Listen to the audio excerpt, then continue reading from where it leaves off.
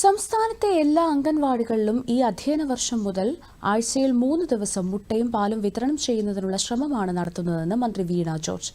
അംഗൻവാടി പ്രവേശനോത്സവത്തിന്റെ സംസ്ഥാനതല ഉദ്ഘാടനവും കുഞ്ഞൂസ് കാർഡ് വിതരണവും പത്തനംതിട്ട മിഴുവേലി മുളൻവാതുക്കൽ അംഗൻവാടിയിൽ മന്ത്രി നിർവഹിച്ചു. സംസ്ഥാന സർക്കാർ ബജറ്റിലൂടെ അനുവദിച്ച 62 കോടി രൂപയാണ് ആദ്യം അനുവദിക്കുന്നത്.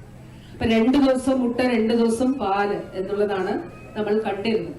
ഈ വർഷം ഒരു കാര്യം കൂടിയുണ്ട്. അത് 3 ദിവസം മുട്ട 3 ദിവസം പാല് എന്നുള്ള നിലയിലേക്ക് അംഗീകരിക്കപ്പെട്ടിട്ടുണ്ട്. അത് വർക്കിംഗ് ഗ്രൂപ്പ് അനുവാദം നൽകിയിട്ടുണ്ട്. അപ്പൊ നമുക്ക് ആ ഫണ്ട് കൂടി ധനവകുപ്പ് നൽകിക്കൊണ്ട് ഇത് മുന്നോട്ട് പോകാനായിട്ട് കഴിയും. ഈ സർക്കാരിന്റെ തുടക്കകാലത്തിൽ നമ്മൾ ചെയ്ത ഒരു കാര്യം ജെൻഡർ ഓഡിറ്റിംഗ് നടത്തുകയാണ്. നമ്മുടെ കുഞ്ഞുങ്ങളുടെ കൈകളിലേക്ക് എത്തുന്ന കഥകൾ, അവർ കേൾക്കുന്ന കവിതകൾ, അവരുടെ കാണുന്ന കാഴ്ചകളിലൊക്കെ അതില് ഒരു ജെൻഡർ ഓഡിറ്റിംഗ് നടത്തി അവരുടെ മനസ്സിൽ പതിയുന്ന ബിംബങ്ങൾ ശരിയാവണ്ണം ഉള്ളതാണ് എന്നുള്ളത് ഉറപ്പാക്കുന്നതിന് വേണ്ടിയിട്ടുള്ള ഒരു നല്ല പരിശ്രമം നമ്മൾ നടത്തുകയും അതിനനുസരിച്ച് പുസ്തകങ്ങൾ ഇറക്കുകയും ചെയ്യും.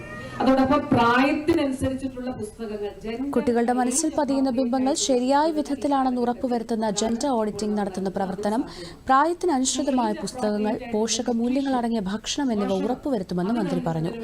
അംഗനവാടികളെ വൈദ്യുതീകരണം സമയബന്ധിതമായി പൂർത്തീകരിക്കുമെന്നും മന്ത്രി കൂട്ടിച്ചേർത്തു.